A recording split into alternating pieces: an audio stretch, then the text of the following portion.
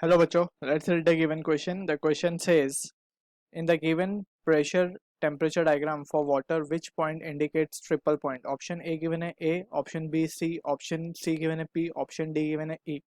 तो सबसे पहले we need to understand के exactly triple point क्या है और ये कैसे मिलता है हमें, ठीक है.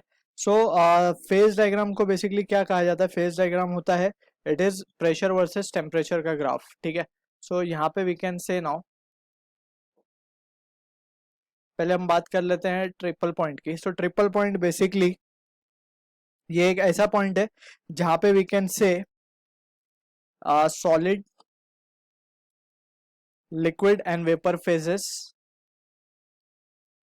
And solid, liquid and vapour phases are in equilibrium, ठीक है. सो अगर हम इस ग्राफ को प्रॉपरली अंडरस्टैंड करें, सो वी कैन सी के as shown in the figure only, we can see कि ये जो लाइन है that is PF. अगर हम कहें ये जो PF लाइन है it is known as the line.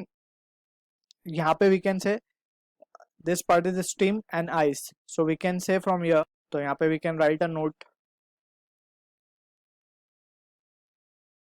PF जो लाइन है यहाँ पे we can say steam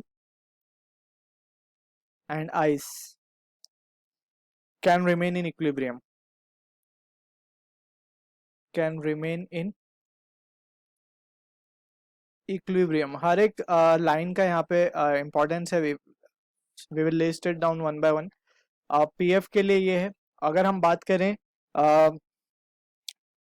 PD के लिए, सो पीडी में कौन इक्विलिब्रियम में रह सकता है? एयर, वाटर एंड आइस, ठीक है. Water and ice can remain in equilibrium. Ice and water can remain in equilibrium, ठीक. फर्दर इस लाइन को पीडी को हम क्या कहते हैं? PD line is known as fusion curve और आइस लाइन. सो यहाँ पे हम मेंशन कर देते हैं फ्यूजन कर्व और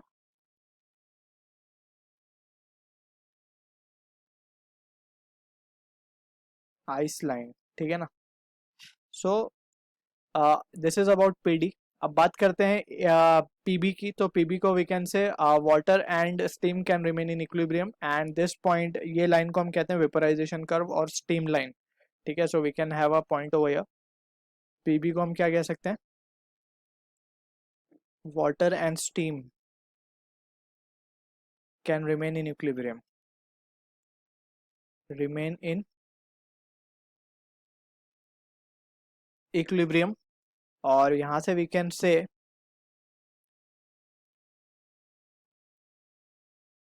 further from here we can say now के ये जो लाइन है इसी को हम क्या कहते हैं? It is known as the steam line, या फिर हम इसे कहते हैं वेपराइजेशन कर्व. तो बेटर हम यहाँ पे स्टीम लाइन लिख देते हैं, ठीक है.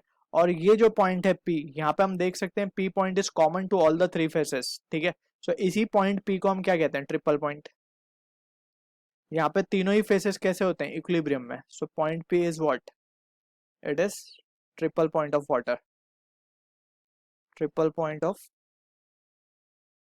वाटर. सो हमसे यही पूछा गया था ट्रिपल पॉइंट क्या है.